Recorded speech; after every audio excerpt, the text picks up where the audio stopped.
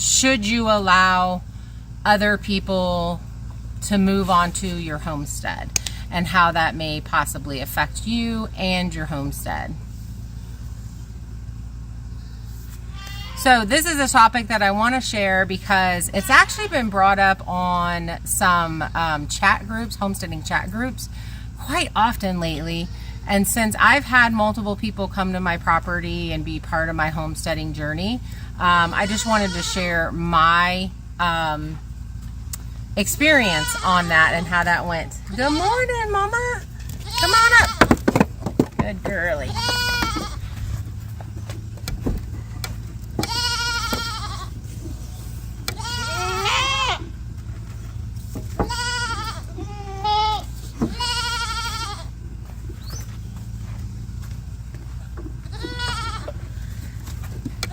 And I did have one person get really upset because they thought that I was talking bad about someone that I had stay here at my property, and that was not my intention. And so I think I want to go into a little bit more detail because I wasn't able to in the short amount of space that I had over on the other channel. And I think the biggest thing that I've learned, and this is kind of that I've learned through my whole journey of sobriety and working my 12 steps and all of those things. For those of you that don't know, I have 9 years of sobriety and I do work the steps of AA. And the biggest part of whether or not I think personally, what my opinion is on this is you have to look at yourself. Are you one of those people that can set boundaries and that can stay by those boundaries? Because I'm kind of learning that I'm not one of those people. I immediately want to make everything perfect for the person that's here. And there are people that trigger me into this behavior, and I don't even realize it's happening. I'm learning so that I can realize that it's happening and then stop it. And then there's other people, for instance, like Kira, who's with me now, and I think that do not trigger that issue. And I think that is because we have more of a mother-daughter relationship, or, you know, an aunt-niece relationship versus a adult friendship relationship.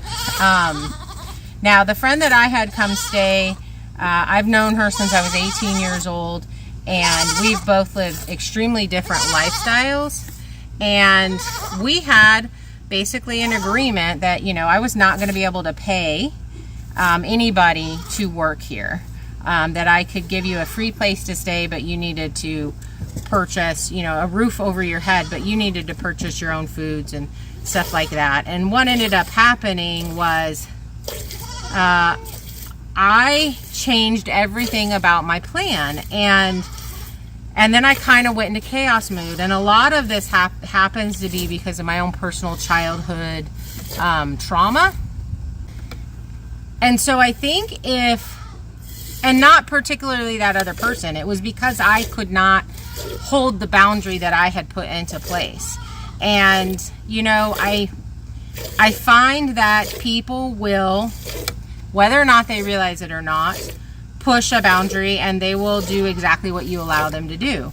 And there are very few people that will hold their own boundaries and say, oh, I agreed not to do that, and so I'm not going to do that. And, you know, I think it's just human nature to push yourself more and more and more, I guess. I don't really know how to word that. And I'm really trying to be very careful about how I say things, because again, I'm not blaming anybody else but myself.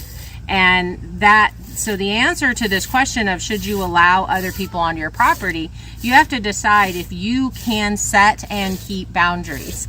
And if you're the type of person that can do that, then fine.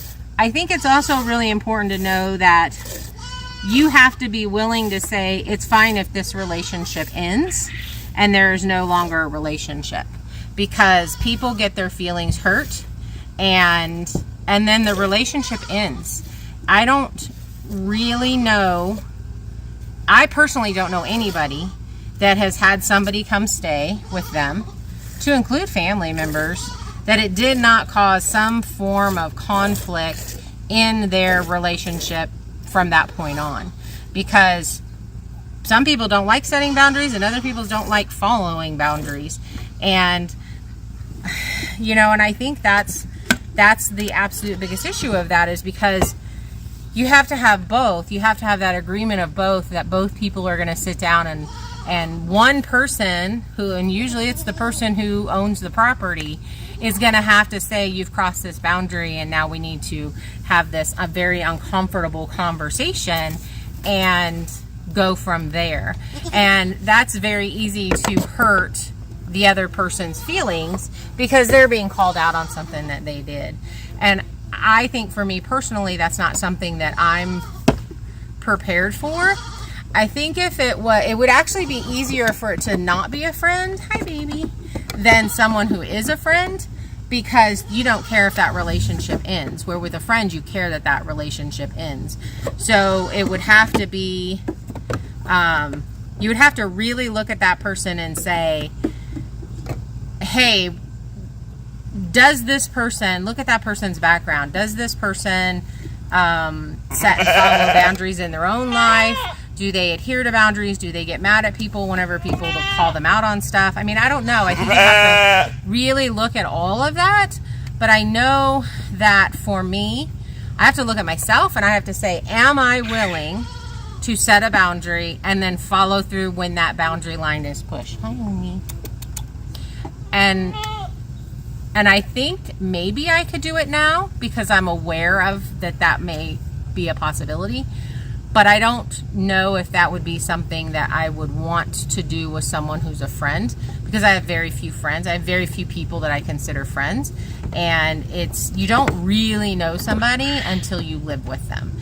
And then you learn everybody's, quirks and things and all of that stuff. And little things can turn into big things and that kind of thing. So especially if you guys live in the same house, I think it would be a little bit different, possibly, if someone had their own space to live in. Say they were bringing an RV up and they were staying in an RV, or they were staying in a rental house or a rental, maybe like a apartment over your garage or something. You would then be able to very easily have a rental agreement.